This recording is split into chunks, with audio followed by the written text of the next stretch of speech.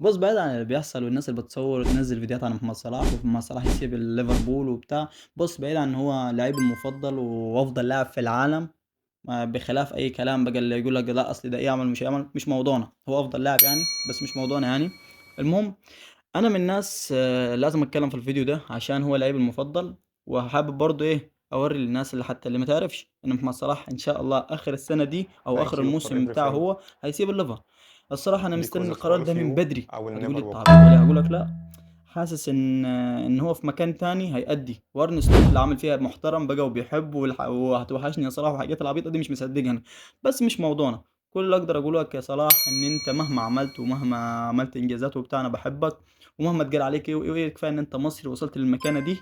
بس أنا فرحان إن أنت هتسيب الليفر، ويا رب بس تروح مكان كويس، وربنا يكرمك ويزيدك من نجاح أكتر وأكتر وأكتر، وهافضل أنا باتابعك في أي مكان تروحه.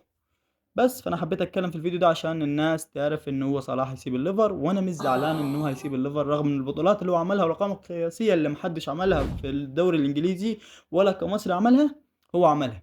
بس فأنا حبيت إن أنا أقول لكم إن أنا مش زعلان، وإن شاء الله ربنا هيكرمه في الفريق اللي جاي، وإن شاء الله اللي جاي أحسن. سلام يا صلاح.